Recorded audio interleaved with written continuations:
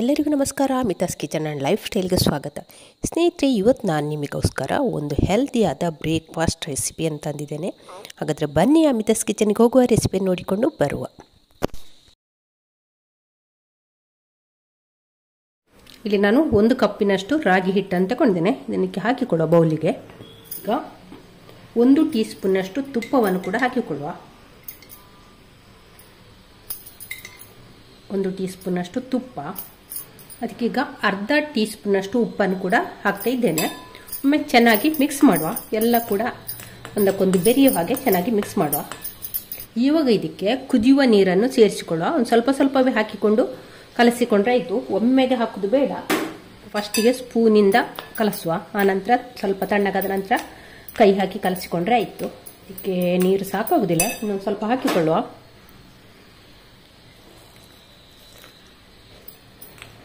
ಹಾಕಿ ಒಮ್ಮೆ ಚೆನ್ನಾಗಿ ಮಿಕ್ಸ್ ಮಾಡುವ. ಇನ್ನಿದ್ದನ್ನು ಒಂದು 2 ನಿಮಿಷ ಹೀಗೆ ಮುಚ್ಚಿಡುವ. ಅಂದರೆ ಹಿಟ್ಟು ಸ್ವಲ್ಪ ಬೇಯಲಿ, ಹಾಗೆ ಹಿಟ್ಟು ಸ್ವಲ್ಪ ತಣ್ಣಗೆ ಕೂಡ ಆಗಲಿ. 2 ನಿಮಿಷದ ನಂತರ ಮುಚ್ಚಳ ತೆಗಿತಿದ್ದೇನೆ. ಹಿಟ್ಟನ್ನು ಇವಾಗ ನಾವು ಕೈಯಲ್ಲಿ ಕಲಸಿಕೊಳ್ಳುವ. ಚೆನ್ನಾಗಿ ಇದನ್ನು ನಾದಿಕೊಳ್ಬೇಕು ಹಿಟ್ಟನ್ನು. ನಾವು ಚಪಾತಿ ರೊಟ್ಟಿಗೆಲ್ಲ ಕಲಿಸ್ತೇವಲ್ಲ, ಆ ರೀತಿ ಕಲಸಿಕೊಂಡ್ರೆ ಆಯಿತು. ನೀರು ಬೇಕಾದರೆ ಸೇರಿಸಿಕೊಳ್ಳುವ. ಇಲ್ಲಿ ಒಂದು ಸ್ವಲ್ಪ ನೀರು ಬೇಕಾಗ್ತದೆ. ಬಿಸಿ ನೀರನ್ನೇ ಹಾಕ್ತಾ ಇದ್ದೇನೆ.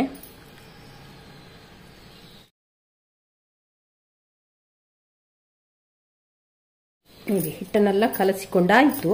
ಇನ್ನು ಇದನ್ನು ನಾವು ಚೆನ್ನಾಗಿ ನಾದಿಕೊಳ್ಬೇಕು. ಹಿಟ್ಟನ್ನು ಸ್ವಲ್ಪ ಅಂಟು ತರಬೇಕು. ಹಾಗಾಗಿ ಚೆನ್ನಾಗಿ ನಾದಿಕೊಂಡ್ರೆ ಹಿಟ್ಟನ್ನು ನೋಡಿ ಚೆನ್ನಾಗಿ ಕಲಸಿಕೊಂಡಾಯಿತು. ಇನ್ನು ಇದನ್ನು ಮುಚ್ಚಳ ಮುಚ್ಚಿ ಒಂದು 5 ನಿಮಿಷ ರೆಸ್ಟ್ ಮಾಡಲಿಕ್ಕೆ ಬಿಡುವ. ಹಿಟ್ಟು ಚೆನ್ನಾಗಿ ನಮಗಿಲ್ಲಿ ನೆನಿಬೇಕು. ಇಲ್ಲಿ 2 ನೇಂದ್ರ ಬಾಳೆಹಣ್ಣನ್ನು ತಗೊಂಡಿದ್ದೇನೆ. ಒಳ್ಳೆ ಹಣ್ಣಾಗಿರಬೇಕು. ಸಿಪ್ಪೆ ಕಪ್ಪಾಗಿರುವಂತಹ ಬಾಳೆಹಣ್ಣು ತಗೊಂಡಿದ್ದೇನೆ. ಇದನ್ನೀಗ ನಾವು ಕಟ್ ಮಾಡಿಕೊಳ್ಳುವ. ನೋಡಿ, ಸಿಪ್ಪೆ ಕಪ್ಪಾಗಿದ್ರೂ ಕೂಡ ನೋಡಿ ಎಷ್ಟು ಫ್ರೆಶ್ ಆಗಿದೆ. ನೋಡಿ, ಈ ಥರದ ಬಾಳೆಹಣ್ಣು ತಗೊಳ್ಬೇಕು.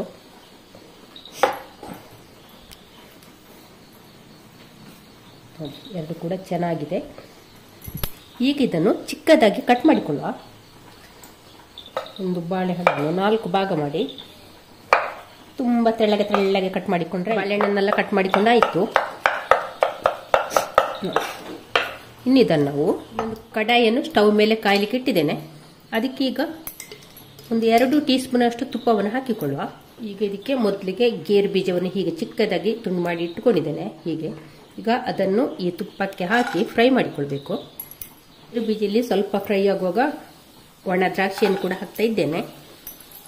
ಒಣ ದ್ರಾಕ್ಷಿ ಒಂದು ಸ್ವಲ್ಪ ದಪ್ಪ ಆಗಲಿ, ಎಲ್ಲ ಫ್ರೈ ಆಗ್ತಾ ಉಂಟು. ಆ ಹೊತ್ತಿಗೆ ಇಲ್ಲಿ ನಾನೀಗ ಕಟ್ ಮಾಡಿ ಇಟ್ಟುಕೊಂಡಂತ ಬಾಳೆಹಣ್ಣನ್ನು ಇದ್ರ ಜೊತೆಯಲ್ಲಿ ಹಾಕ್ತಾ ಇದ್ದೇನೆ.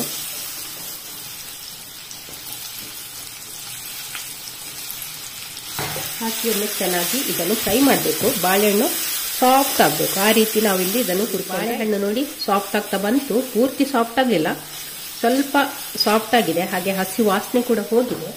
ಆ ಹೊತ್ತಿಗೆ ಈಗ ಇಲ್ಲಿ ನಾನು 1 ಕಪ್ಪಿನಷ್ಟು ತೆಂಗಿನಕಾಯಿ ತುರಿಯನ್ನು ಹಾಕ್ತಾ ಇದ್ದೇನೆ. ತೆಂಗಿನಕಾಯಿಯನ್ನು ಚಿಕ್ಕದಾಗಿ ತುರ್ಕೊಂಡ್ರೆ ಆಯಿತು. ಸಪೂರ ತುರ್ಕೊಂಡ್ರೆ ಆಯಿತು. ತುಂಬ ದಪ್ಪ ಬೇಡ. ಹಾಕಿ ಒಮ್ಮೆ ಚೆನ್ನಾಗಿ ಇದರಲ್ಲಿ ಫ್ರೈ ಮಾಡಿಕೊಳ್ಳುವ. ಬಾಳೆಹಣ್ಣು ಮತ್ತು ತೆಂಗಿನಕಾಯಿ ಎಲ್ಲ ಜೊತೆ ಸೇರಿಸಿ ಚೆನ್ನಾಗಿ ಒಮ್ಮೆ ಫ್ರೈ ಮಾಡಿಕೊಂಡ್ರೆ ಆಯಿತು. ಬಾಳೆಹಣ್ಣು ಕೂಡ ಪೂರ್ತಿ ಸಾಫ್ಟ್ ಆಗಿದೆ. ನೋಡಿ, ಇಲ್ಲಿ ಕೂಡ ಇದು ಗೊತ್ತಾಗೋದಿಲ್ಲ. ಇವಾಗ ಇದಕ್ಕೆ ಬೆಲ್ಲವನ್ನು ಹಾಕಿಕೊಳ್ಳುವ. ನಾರ್ಮಲ್ ಬೆಲ್ಲ ಆದರೆ ಜೋನಿ ಮಾಡಿ ಹಾಕಿಕೊಳ್ಬೇಕು. ಆರ್ಗಾನಿಕ್ ಬೆಲ್ಲ ಆದರೆ ಸೀದಾ ಪೌಡ್ರನ್ನೇ ಹಾಕಿಕೊಂಡ್ರೆ ಆಗ್ತದೆ. ಹಾಕಿ ಸಿಹಿ ನಿಮ್ಮ ಸ್ವೀಟಿಗೆ ಅನುಸಾರ ಹಾಕಿಕೊಂಡ್ರೆ ಆಯಿತು. ಹೆಚ್ಚು ಕಡಿಮೆ ಮಾಡಿಕೊಳ್ಬೋದು. ಜಾಸ್ತಿ ಸ್ವೀಟ್ ಬೇಕು ಅಂತಿದ್ರೆ ಜಾಸ್ತಿ ಹಾಕಿಕೊಳ್ಬೋದು. ನಾನಿಲ್ಲಿ ಹದವಾಗಿ ಹಾಕಿಕೊಂಡಿದ್ದೇನೆ. ಹಾಕಿ ಬೆಲ್ಲ ಪೂರ್ತಿ ಇಲ್ಲಿ ಕರಗಲಿ. ಆ ರೀತಿ ನಾವೀಗ ಇದನ್ನು ಫ್ರೈ ಮಾಡಿ. ಇವಾಗ ನೋಡಿ, ಬೆಲ್ಲ ಪೂರ್ತಿ ಕರಗಿದೆ. ಹಾಗೆ ಇಲ್ಲಿ ಹಿಟ್ಟು ಕೂಡ ನೋಡಿ, ಹೂರಣ ಕೂಡ ಇಲ್ಲಿ ದಪ್ಪ ಆಗಿದೆ. ನೋಡಿ, ಈಗ ನೋಡಿ ಈ ರೀತಿ ಬರಬೇಕು ನಮಗೆ. ಈಗ ಉಂಡೆ ಕಟ್ಟುವ ಹದಕ್ಕೆ ಬರಬೇಕು. ನೋಡಿ, ಇನ್ನು ಸ್ವಲ್ಪ ಗಟ್ಟಿಯಾದ ನಂತರ ಒಂದು ಸ್ವಲ್ಪ ಇನ್ನೂ ಸ್ವಲ್ಪ ತಣ್ಣಗಾದ ನಂತರ ಇನ್ನೂ ಸ್ವಲ್ಪ ಗಟ್ಟಿ ಆಗ್ತದೆ. ನೋಡಿ, ಈ ರೀತಿ ಬರಬೇಕು. ನೋಡಿ, ಈ ಹದಕ್ಕೆ ಬರಬೇಕು. ನೋಡಿ, ಇವಾಗ ನಾವು ಇದಕ್ಕೆ ಏಲಕ್ಕಿ ಪೌಡ್ರನ್ನು ಹಾಕ್ತಾ ಇದ್ದೇನೆ. ಹಾಗೆ ಸ್ಟವ್ ಕೂಡ ಆಫ್ ಮಾಡಿದೆ. ಚೆನ್ನಾಗಿ ಏಲಕ್ಕಿ ಪೌಡ್ರನ್ನು ಮಿಕ್ಸ್ ಮಾಡಿಕೊಳ್ಳುವ. ಇದನ್ನು ಪೂರ್ತಿ ತಣ್ಣಗಾಗಲಿಕ್ಕೆ ಬಿಡುವ. ಬಾಣಲೆಯಲ್ಲಿ ಇರಲಿ, ಏನಾಗೋದಿಲ್ಲ. ಪೂರ್ತಿ ತಣ್ಣಗಾಗಲಿಕ್ಕೆ ಬಿಡುವ. ಇವಾಗ ನಾವು ಮಾಡಿಟ್ಟಂಥ ಹೂರಣವನ್ನು ತಗೊಂಡು ಸಣ್ಣ ಉಂಡೆಯನ್ನು ಮಾಡಿ ಇಡುವ. ಹೀಗೆ ಉಂಡೆ ಮಾಡಿ ಇಟ್ಟರೆ ನಮಗೆ ಕಡುಬು ಮಾಡೋದು ಸುಲಭ ಆಗ್ತದೆ. ನೋಡಿ ಉಂಡೆಯನ್ನೆಲ್ಲ ಮಾಡಿ ಇಟ್ಕೊಂಡಾಯಿತು. ಇದನ್ನೀಗ ಪಕ್ಕಕ್ಕೆ ಇಟ್ಟುಕೊಳ್ಳುವ. ಹಿಟ್ಟನ್ನು ಕಲಸಿಟ್ಟು ಒಂದು 5 ನಿಮಿಷ ಆಯಿತು. ಇದಕ್ಕೀಗ 1 ಟೀ ಸ್ಪೂನಷ್ಟು ತುಪ್ಪವನ್ನು ಹಾಕಿಕೊಳ್ಳುವ. ಹಾಕಿ ಒಮ್ಮೆ ಚೆನ್ನಾಗಿ ನಾದಿಕೊಳ್ಳುವ. ಹಿಟ್ಟು ಸಾಫ್ಟ್ ಆಗಿದೆ ನೋಡಿ. ಇನ್ನು ಇದನ್ನು ಒಂದು ನಿಂಬೆ ಹುಳಿ ಗಾತ್ರಕ್ಕೆ ಉಂಡೆಯನ್ನು ಮಾಡಿಕೊಂಡ್ರೆ ಆಯಿತು.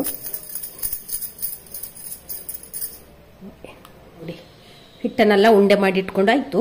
ನನಗೆ 1 ಕಪ್ ಹಿಟ್ಟಲ್ಲಿ 7 ಉಂಡೆ ಆಗಿದೆ. ಇವಾಗ ಇದನ್ನು ಪಕ್ಕಕ್ಕೆ ಇಟ್ಟುಕೊಳ್ಳುವ.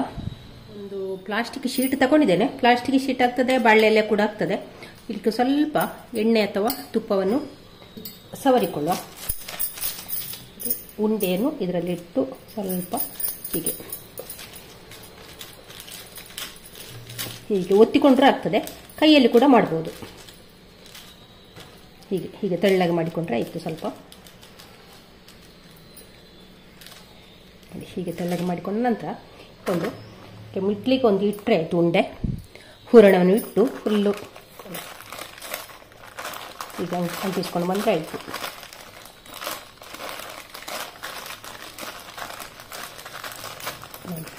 ಈಗ ಆದ ನಂತರ ಇದನ್ನೆಲ್ಲ ಸೇರಿಸಿಕೊಂಡ್ರೆ ಆಯ್ತು ನೋಡಿ.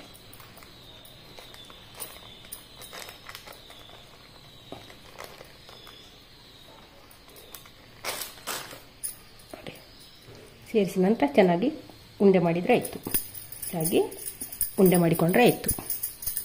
ಹೆಲ್ದಿ ಬ್ರೇಕ್ಫಾಸ್ಟ್ ಅಂತಲೇ ಹೇಳ್ಬೋದು. ಇದು ಪ್ರಾಯದವರಿಂದ ಹಿಡಿದು ಮಕ್ಕಳಿಂದ ಹಿಡಿದು ಪ್ರಾಯದವರ ತನಕ ಕೊಡ್ಬೋದು.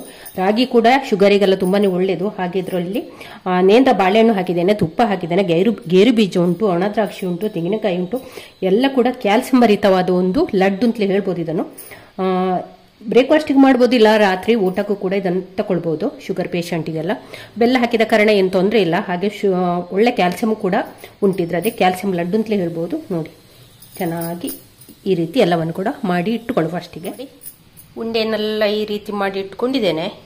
ಇನ್ನಿದನ್ನು ನಾವು ಬೇಯಿಸಿಕೊಳ್ಬೇಕು. ಇಲ್ಲಿ ನಾನು ಕುಕ್ಕರಿಗೆ ನೀರು ಹಾಕಿ ಅದರ ಮೇಲೆ ಒಂದು ಬಾಳೆ ಎಲೆ ಇಟ್ಟು ಸ್ಟವ್ ಮೇಲೆ ಇಟ್ಟಿದ್ದೇನೆ. ನೀರು ಕುದಿ ಬರಬೇಕು. ಇವಾಗ ನಾವು ಮಾಡಿಟ್ಟ ರಾಗಿ ಕಡುಬನ್ನು ಇದಕ್ಕೆ ಇಡುವ. ಬಟ್ಟೆ ಹಾಕಿ ಕೂಡ ಮಾಡ್ಬೋದು, ಅಂತೆ ಕೂಡ ಇಡ್ಬೋದು. ನಾನಿಲ್ಲಿ ಬಾಳೆ ಎಲೆಯನ್ನು ಸ್ವಲ್ಪ ಹರಿದಿದ್ದೇನೆ ಕೂಡ. ಹಾಗೆ ಎಲ್ಲವನ್ನು ಕೂಡ ಇದರಲ್ಲಿ ಇಟ್ಟುಕೊಳ್ಳುವ. ಎಲ್ಲವನ್ನು ಕೂಡ ಇಟ್ಟುಕೊಂಡು ಆಯಿತು. ಮುಚ್ಚಳ ಮುಚ್ಚಿ ಒಂದು 15 ನಿಮಿಷ ಇದನ್ನು ಬೇಯಿಸ್ಕೊಳ್ಳುವ. 10 ನಿಮಿಷಕ್ಕೆ ಬೇಯ್ತದೆ ಅಂತೂ ಒಂದು 15 ನಿಮಿಷ ಇದನ್ನು ಬೇಯಿಸ್ಕೊಳ್ಳುವ. ನೋಡಿ 15 ನಿಮಿಷ ಆಯಿತು. ಮುಚ್ಚಳ ತೆಗೆಯುವ, ಪ್ಲೇಟಿಗೆ ತೆಗೆಯುವ. ಸ್ವಲ್ಪ ತಣ್ಣಗಾಗಲಿ, ಆನಂತರ ತಗೊಂಡ್ರೆ ಈಗ ಇದನ್ನೊಂದು ಕಟ್ ಮಾಡಿ ನೋಡುವ ಯಾವ ರೀತಿ ಬಂದಿದೆ ಅಂತ ನಾನು ನಿಮಗೆ ತೋರಿಸ್ತಾ ಇದ್ದೇನೆ. ಸ್ನೇಹಿತರೆ ನೋಡಿ, ನಮ್ಮ ರಾಗಿಯ ಸಿಹಿ ಕಡುಬು ಎಷ್ಟು ಚೆನ್ನಾಗಿ ಬಂದಿದೆ. ಹಾಗೆ ಕೂಡ ಇದು ಹೈ ಪ್ರೋಟೀನ್ ಮತ್ತು ಕ್ಯಾಲ್ಸಿಯಂ ಯುಕ್ತವಾದ ಒಂದು ಬ್ರೇಕ್ಫಾಸ್ಟ್ ರೆಸಿಪಿ. ನೀವು ಕೂಡ ಒಂದ್ಸಲ ಟ್ರೈ ಮಾಡಿ. ಹಾಗೆ ಈ ರೆಸಿಪಿ ನಿಮಗೆ ಇಷ್ಟ ಆದರೆ ಪ್ಲೀಸ್ ಒಂದು ಲೈಕ್ ಮಾಡಿ. ಹಾಗೆ ನಿಮ್ಮ ಫ್ಯಾಮಿಲಿ ಫ್ರೆಂಡ್ಸ್ಗಳೆಲ್ಲ ಶೇರ್ ಮಾಡಿ. ನಾಳೆನೂ ಹೊಸ ವ್ಲಾಗ್ ಅಥವಾ ರೆಸಿಪಿಯೊಂದಿಗೆ ಸಿಗೋಣ. ಅಲ್ಲಿವರೆಗೆ take care, bye bye. Thank you ಸ್ನೇಹಿತರೆ.